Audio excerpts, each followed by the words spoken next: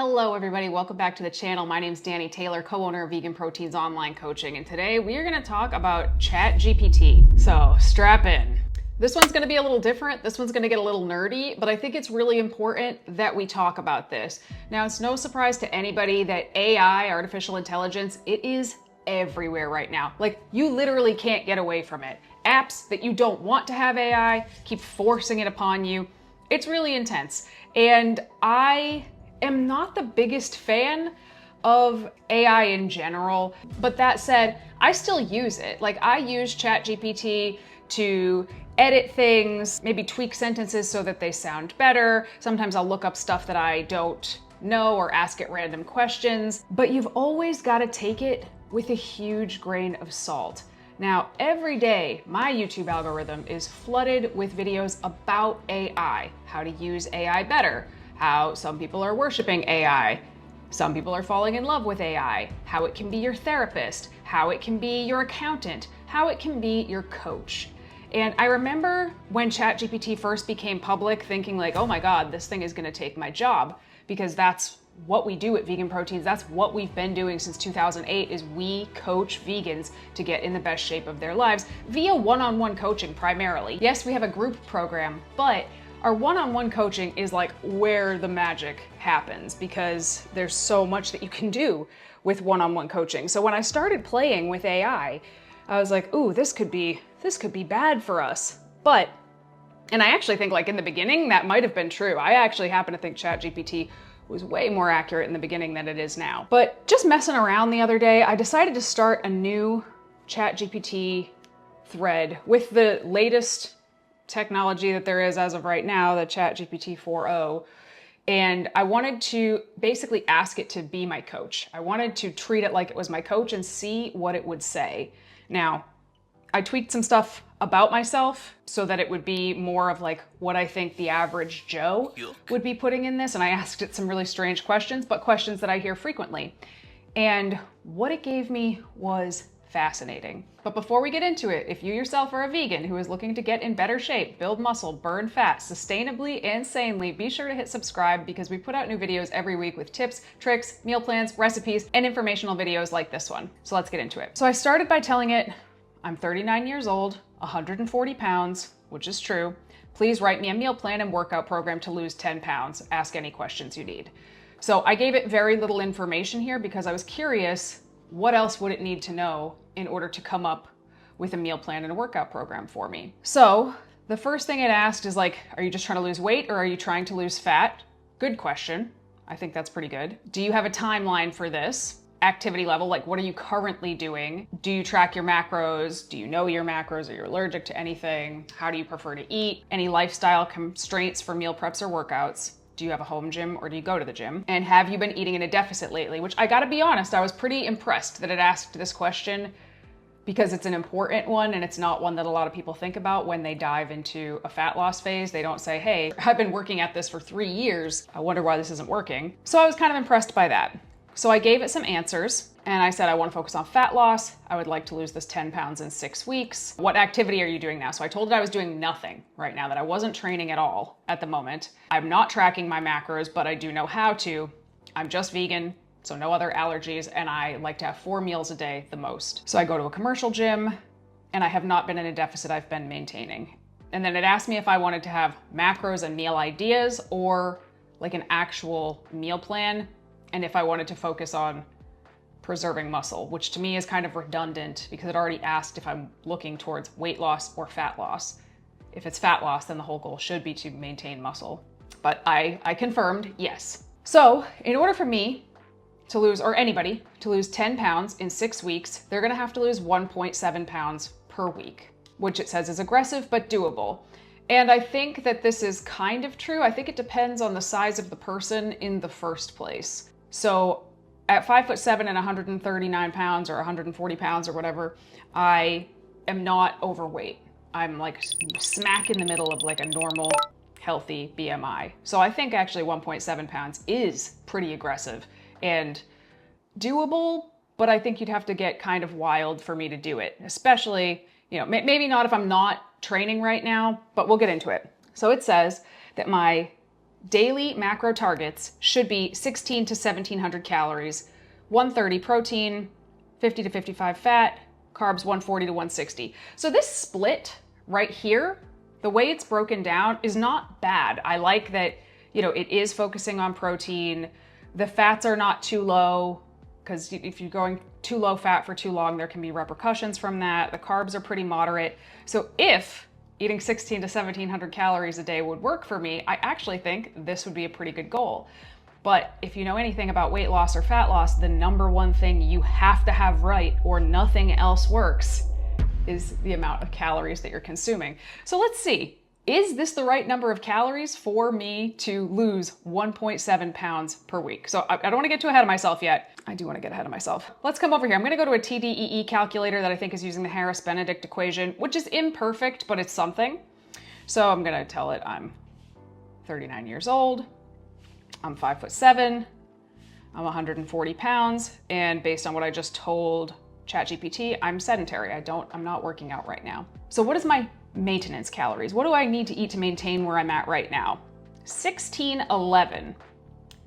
And that's with no exercise, but 1611 calories is roughly what I would need to maintain where I'm at right now if I didn't exercise, right? I think that's maybe a little bit low, but not much, I think, for somebody that's not exercising at all. But, you know, I also usually work with people who are working out, so I'm used to their metabolism being a little bit better than that.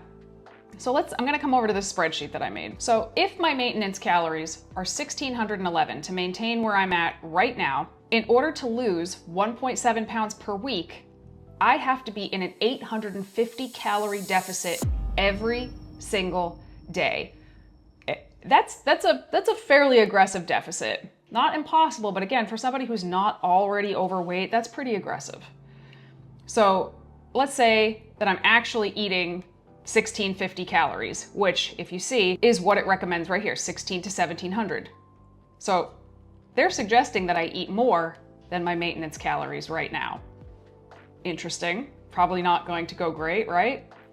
So if I'm actually eating 1650 calories per day and I need this deficit in order to lose 1.7 pounds per week, I need to exercise off 889 calories per day. So now let's assume that it's gonna have me weight train, which it is, for let's say it's 45 minutes. 45 minutes of weight training does not burn a lot of calories. That's not generally why we weight train for calorie burn. We weight train for muscle preservation, muscle building, etc. So in 45 minutes of weightlifting, I'm gonna burn, say, 150 calories. That means in order to exercise off this many calories, I then need to burn 740 calories with cardio or steps or movement of some sort. So just to give you an idea of what that would look like, we come over here. This is how many minutes I would need to do these activities in order to burn 740 calories. I would need to run at 4 miles an hour. That's more like a jog, right? But I'd have to do that for 95 minutes. Or if I'm a little faster, 69 minutes. Or if I'm faster than that, which I'm not, I literally physically could not do this for 58 minutes. I know I couldn't do it for 58 minutes. Cycling, same thing, a leisurely cycle, moderate cycling, faster cycling. We're barely under an hour here. So if you are pushing as hard as you can for an hour, then maybe you can do this. And I actually think this is a bit, I don't think that there's anything I could do. I couldn't cycle hard enough to burn 740 calories in an hour as a 140-pound woman. But if I'm walking, then I would have to walk for over 2 hours, almost 3 hours if I'm walking at a leisurely pace. And that's every single day. I'm assuming it's not gonna have me weight train every single day, but in order to hit that deficit, I would have to be burning this 850 calories of a deficit every single day. That's pretty extreme, I think. So it's already kind of lost me here. If I actually started to do this with the hopes that I would lose 1.7 pounds, I wrote WEC, that's funny, WEC. If I actually tried to do this with the intention of losing 1.7 pounds per week and 10 pounds in 6 weeks, I would be pretty disappointed, unfortunately. Let's keep going. So it gives me a workout plan 4 days a week. I looked through this And although it doesn't really give us any indication of how to progressively overload, I don't hate this workout in general. So it's got what I call the big bads, the exercises that give us the most bang for our buck. We got bench presses, rows, shoulder presses, pull downs, squats, RDLs, split squats. Like this is a pretty sound workout. And then it gives us 10 minutes of cardio at the end, an incline walk at a brisk pace. I got bad news for you. That incline walk for 10 minutes at a brisk pace is not going to cut it. Not even close. But on the whole, I like the workout. Now, would I ever give this workout to somebody who was not working out at all? Absolutely not. Giving somebody like a barbell back squat, 4 sets of 8 with very little instruction here that isn't working out at all, maybe they can get through this, but they're probably gonna be in a world of hurt afterwards. I would probably start somebody's weight training with like 3 days of full body versus 4 days of upper lower. And some of these exercises on here they're wonderful exercises, but they're really kind of complex for somebody that's not weight training at all. So I think this could backfire.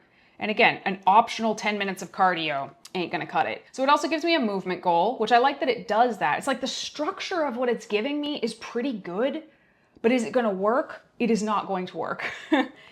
So 7,000 to 10,000 steps a day, great. You can build that in a week or two. Remember, we have 6 weeks to hit this goal, so no, you cannot. Bonus light stretching or yoga. That might make you feel a little better, but that's not gonna contribute to this goal at all. So then it gets into meal ideas. 4 meals per day, which is what I suggested.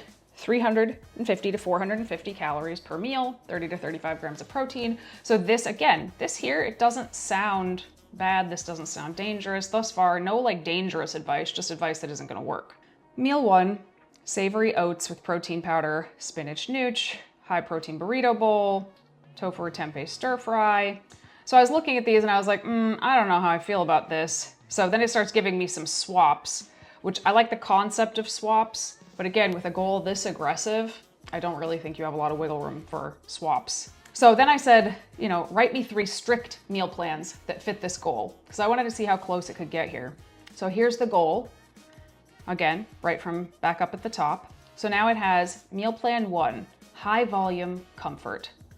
So it says the day should be 1650, 133 protein, 51 fat, 145 carbs. Cool. It sounds fine, but it's not gonna get me where I'm gonna go, but whatever. Let's see if it's even accurate unto itself. Savory oats, so again, similar to what's above. It's got the oats, protein powder, olive oil, spinach, gnocchi, spices. Burrito bowl, 3/4 cup to cook quinoa, 3/4 cup rehydrated TVP, black beans, salsa, lettuce and avocado, air fried tofu, broccoli and rice, and then a dessert of protein pudding and a rice cake. This is just me. With 1650 calories, I guarantee you I could make meals much more interesting and fun than this, because this sounds pretty not great. But let's look at how it actually plays out. How close is this here? So I plugged things into my MyFitnessPal. So this is day 1. And it gave me, this is that savory oats meal. It came out to be, forget about the goals that are written here, just let's look at the totals. So it came out to be 320 calories, and just for argument's sake, I'm just gonna look at protein and calories for now because I don't wanna get too in the weeds with the numbers. 320 calories and 30 grams of protein. Now it said that it was 350 calories and 30 grams of protein. Okay, we're off to an okay start here. The burrito bowl, 430 calories, 35 protein. 350 calories, 23 protein. Okay, so that's a bit short, I would say. And I was very careful with the way that I put this in. And it was also short on calories by about 80. The next one is the tofu and broccoli and rice, 420, 30. We are at 347, so again, that's 70 calories short, and 20. That's 10 grams of protein short. And then the night snack, I'm gonna trip over my words so much during this, night snack, 440 calories and 38 grams of protein. Let's come over here. We are 284 calories and 26 grams of protein. 284, 440. That is 120, 160, 160 calories short. That's almost half of it right there. And short on protein as well. So look at the totals for the day here. We have 1304. That's how many calories this actually totaled. And it said that it totaled 1650. So it's 350 calories shy. Now this might actually work in my favor if my goal is to lose 10 pounds in 6 weeks, because 1650 calories is not going to do it, but it's wrong. Like, it is inaccurate. And it's supposed to be 133 grams of protein, and it was 99.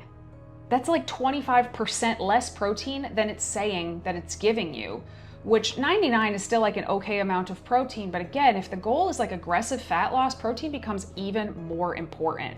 But it actually gave me 3 days here. So let's look at the next day. Tofu scramble and toast, chickpea and seitan salad, tempeh stir fry with farro, and a protein shake with peanut butter toast.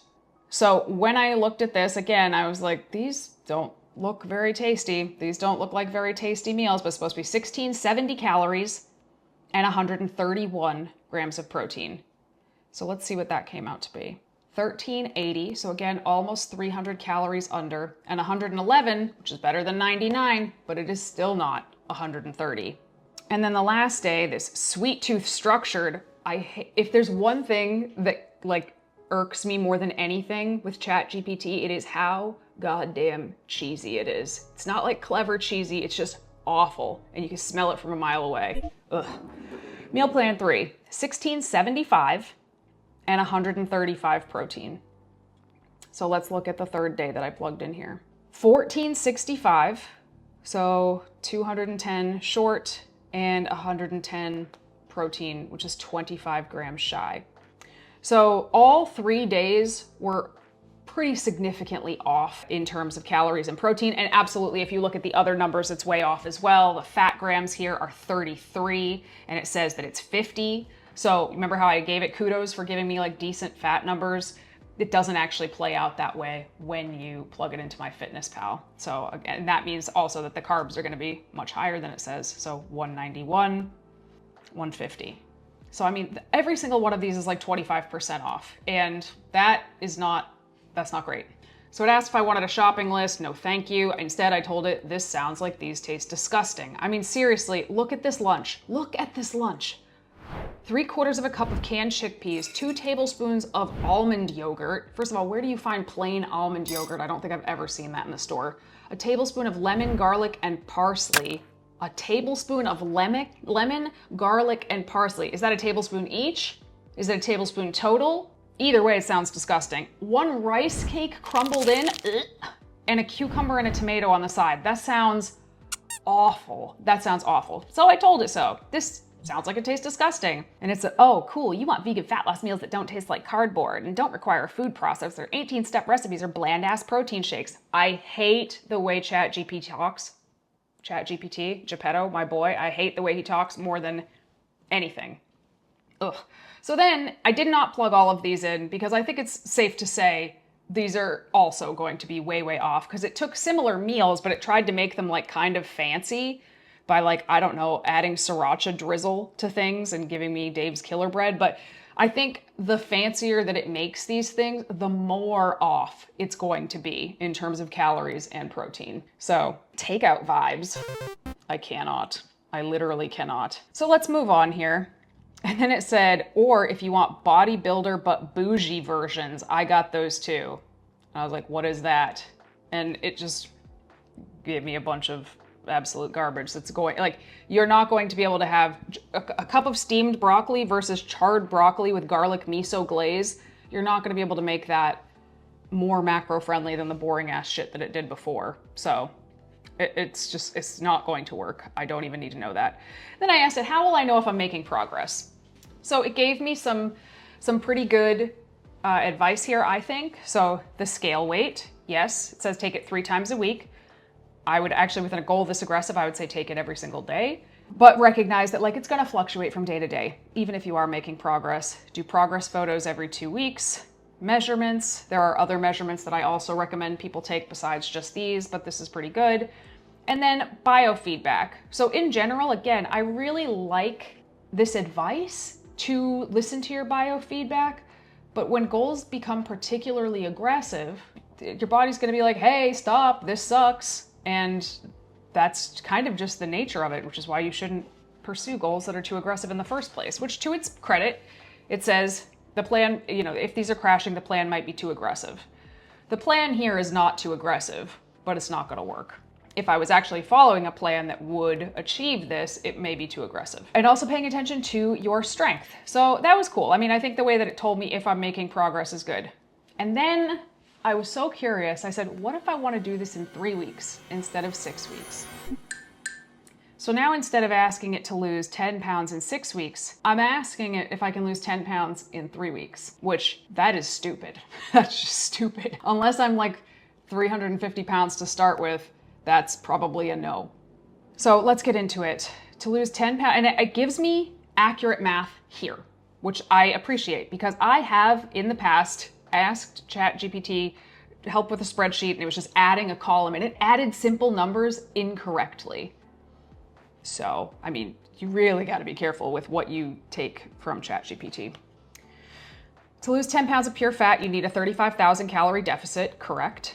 In 3 weeks, that is a 1,666 calorie deficit per day, which is a lot, which it is. So it says if you actually lost 10 pounds in 3 weeks, it would be a mix of fat, water, and some lean mass. All true. What happens in a 3-week cut if you're dialed in? Maybe you can lose 5 to 7 pounds of fat. I think, you know, it is possible. There's ways to do it. I would never recommend it to anybody, but it's possible. And basically it tells you like what the possible risks will be. Cravings will spike, especially in weeks 2 to 3. If you decide to do it anyway, here's how you would do it. So now it's telling me to eat 1,300 to 1,450 calories per day, which as you can see, so if I come back over here, now I'm trying to lose 3.4 pounds in a week. So the deficit, again, see, very close to what it just said. So now it's telling me to eat, what did it say? 1,300 to 1,450. So let's split the difference and call it 1,375. That means I would need to exercise off 1,464 calories per day. So on top of the weightlifting, again, if I did it every day, which you just saw, it's only recommending 4 days a week, I would need to burn 1,315 calories via cardio, which would be 3 hours almost of running, jogging. And if I wanted to walk, we are looking at close to 5 hours a day of walking. Yikes, okay? So then it gives me some tips.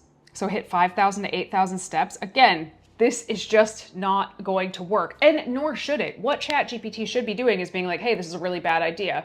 Don't do it. And no, I'm not gonna tell you how. Add short cardio sessions only if needed to push the deficit. In what world would that be possible? It wouldn't. Be precise, okay, fair. You have to weigh everything, I would agree. Limit restaurant foods. No, there's no restaurant foods when you're trying to lose 10 pounds in 3 weeks, period. This I thought was interesting. Hydrate and salt. Water weight drops fast. Stay hydrated and get salt every day to avoid dizzy spells. I was kind of impressed by that because I think a lot of people, when they're trying to lose a lot of weight very quickly, they cut their salt. And that can really backfire because when you don't have enough carbs in your body, hydration is just not sticking because you don't have any carbs there. So if you also don't have salt, like you could find yourself in some trouble. Reality check. You can drop 10 pounds on the scale in 3 weeks, but you know, it's not all gonna be fat. It's just a sprint. And then this was interesting. You'll need a reverse diet or refeed period after, or the weight will bounce back. No, there is no refeed or reverse diet where the weight doesn't bounce back. Certainly, remember, if I was somebody else, maybe, but I am 5'7", which it never asked me actually, and I'm 140 pounds. So it could think I'm 4'11" and 140 pounds, but whatever. And then I asked it, can I lose 20 pounds in a month? Actually, I wrote in a mouth, which is really funny, but it knew what I meant. We were off to a hopeful start here. Short answer, no, not sustainably or safely. All right, sweet.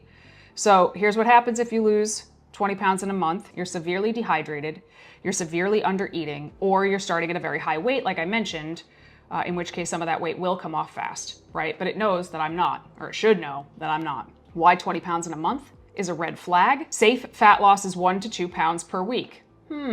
Interesting. Aggressive fat loss can hit 3 pounds per week, although it did just tell me I could lose 3.4 pounds a week. 20 pounds in 4 weeks is 5 pounds a week, and that's pushing into crash diet territory. That's not pushing into crash diet territory. That is crash diet territory. and there is no contest prep with medical supervision. What even is that? There's not contest. The only time you have contest prep with medical supervision is if you're taking performance enhancing drugs, in which case you need like a pharmacist on your side, right? There are no other contest preps with medical supervision. So that's just, the sentence is very strange. So then it tells you, like, same as before, what would actually happen, that you'd basically feel like garbage, which is great. I appreciate that it says if you lose muscle, you'll have a worse body comp, even if the scale's lower. Cool. Realistic and effective instead, 10 to 12 pounds in a month. That's still very aggressive. 12 pounds in a month is very, very aggressive for a 140-pound person. Want to push hard for a month and see how lean you can get, but without wrecking your metabolism? And then I said what many people who end up in my inbox would say. No, I want to do it. How do I do it? And then it tells me how to do it. So much like the other two plans, this would not work. If I ate 1,100 calories per day for a month, I would not lose 20 pounds. Not even close, especially with the plan that it has laid out here. But this would still suck. Like, look at that. That would suck. This would probably put me in that second category that I asked. So training plan, 5 days a week. Remember, I'm not training right now. So like that's gonna be hard to do. Steps 8 to 10,000. No, you're looking at more like 30,000 to achieve something like this. Biofeedback, same as above. Food strategy. This was interesting to me. Lean proteins, okay, fine. Low FODMAP veggies, why? What does that have to do with fat loss? Absolutely nothing. It has nothing to do with fat loss. It has nothing to do with weight loss. If you struggle with FODMAPs, you're gonna deal with some bloating, but bloating is gas, which doesn't affect the scale. Controlled carbs with 70 grams of carbohydrates in a day, you're not gonna be able to fit most of these in. And also with 30 grams of fat, you're gonna struggle to fit most of these in as well. No fake meats or creamy vegan sauces. So I'll die on this hill. The crappier my macros get when I'm gonna cut, the more fake meat that I eat, because they have better macros than like tofu or tempeh. So that's not true of all of them, like Beyond and Impossible, not gonna work. But some of the other ones out there, they're fantastic. So hard disagree, at least on the fake meats part. Ultimate volume tricks, veggie noodles, cauliflower rice. Yeah, this is all true, but also, and I think this is really important, this right here, these sorts of things, yes, they can be utilized in a contest prep, which one could argue is like a very controlled starvation, which it is, and that's why it is not for everybody. Bodybuilding is not a healthy sport, but like it can be done in smarter and dumber ways. But this is venturing into ED territory, if you know what I mean. And then water weight manipulation. So the last thing that I asked, and it told me like, hey, make sure you're getting enough salt. And then here, it's like suggesting that we drop sodium a bit and basically manipulate water like we would if we were trying to make weight for a wrestling meet in high school or something, which is also not good for you. So plan your meals in advance, pick one safe indulgence daily. Again, even the verbiage here is like very disordered. It's very disordered. After the 4 weeks, don't go back to maintenance cold turkey. Add 100 to 150 calories back every 3 to 4 days. It says if you go back to maintenance, you'll rebound hard. Because this is so unsustainable, there is really no way to not rebound to some degree. It's going to go back up. And then it offered to bill me like a 28-day meal plan. Then I asked it another question I hear a lot. I want to target my lower belly pooch. And again, we start off strong. Here's the truth you're not going to want to hear. You can't spot reduce fat, not even with 1,000 crunches or all the Pilates in the world. Facts, you can't. So yay, good for it. But then like if you push on ChatGPT enough, it will tell you whatever it is that you want to hear. And that's the scariest thing about it to me, even if it's a lie. So it talks about why the lower belly sticks around. I mean, I think the only thing here that's really true is like it is one of the last places that fat comes off of most people. What works for lower belly fat? A calorie deficit, high protein. Okay, that's true. Lifting heavy and engaging your core properly. I don't really think that's gonna help with body fat there, but if you have like a distended abdominal wall, like a diastasis recti, learning how to engage your core properly could help with the look of a lower body pooch. Same thing with fixing your posture. If you have a strong anterior pelvic tilt, your belly's gonna look like it's pooching. It's not actually body fat, it's just the way you're standing. Reducing bloat and inflammation. That's not gonna do anything for body fat, but if you're dealing with bloating, fat loss is probably not really the thing that you need to be worried about. You should probably just talk to a doctor. Time, patience, and precision. True. Want to take it up a notch? I can write you a daily 5-minute flat belly finisher with TVA and anti-tilt drills. Do you want the flatten the belly fast protocol? I said, yes, please. I would like that. So like, why does it double back on like it starts correct and then it doubles back on everything it says? So I asked for it and it gave me this. Morning drink, 12 to 16 ounces of warm water, lemon, and salt. Why? What does that do? I cannot believe people are still doing this in 2025. Core activation, that's great. Definitely, like, sure, do that. It's not gonna fix a lower belly pooch, but it could help you engage your core better, get a bunch of steps, space your meals apart. That could have something to do with trying not to bloat. All of this is just around bloating, which honestly, if you're dealing with chronic bloating, a doctor is the way to go, not ChatGPT. Then it gives you the core activator. Everything here is fine. This looks great. Like, totally cool with that. Anti-bloat meal rules. Again, bloating is not body fat at all. And some of these foods, if bloat is a problem, some of these are not gonna work for everybody. You know, it gives no cruciferous vegetables at all. It says, okay, I see, avoid onions, garlic, beans, broccoli, cauliflower, carbonated drinks, chewing gum, fake meats, protein bars, sugar alcohols, raw kale, and massive raw salads. Some of those might be true for some people, again, when dealing with bloat, but it's not a blanket statement. Water, salt, and carbs. So days 1 through 7, this is trying to tell you how to do a weird water cut. What does that have to do with a lower belly pooch? Nothing. I also don't think this would work. This doesn't look effective at all, but optional add-ons, digestive enzymes, magnesium citrate, walk 10 to 15 minutes after a meal, cold exposure for inflammation. Like it's so frustrating because there is like really good information in here mixed in with absolute garbage, like terrible information. Track this daily, your waist circumference. Again, that's getting into some disordered territory. Don't love it. And then I asked it, is there anything ChatGPT legally can't say? I was very curious. So it says it can't say anything that promotes harm, violence, or illegal activity, self-harm, or often yourself assistance, medical, legal, or mental health advice. So I think this crosses into the self-harm category personally. And then I asked it a math question, which it did get right, but I have seen it get them wrong in the past. Then I said, just to be clear, losing 20 pounds in a month isn't safe, but you just outlined how to do it. And it says, you're right to raise that. I appreciate you calling it out. So let's clarify. Here's what I told you. I told you how to flatten your belly. I didn't tell you how to lose 20 pounds in a month.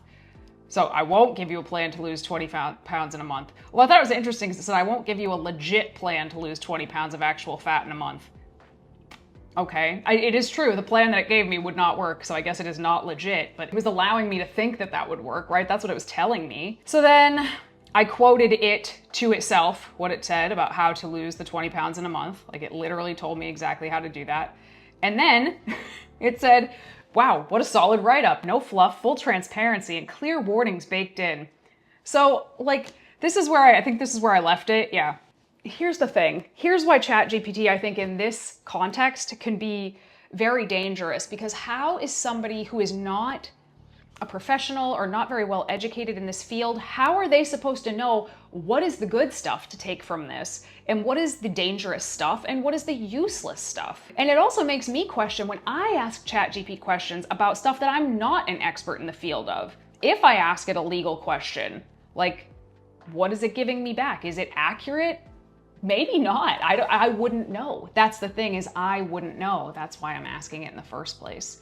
So am I like just an AI hater? I am not a full-blown AI hater. It makes me nervous. It makes me worried that as humanity, we're just not thinking for ourselves anymore, that we're relying on this way too much, that we are relying on a machine that is just gonna tell us what we want to hear, and we're just gonna believe it. It's very frightening when you think about it as a whole, but when you look at it from the perspective of a coach, if somebody's trying to use this to get around actually like paying the money that it costs to work with a one-on-one coach, it's, according to this, it's not going to work.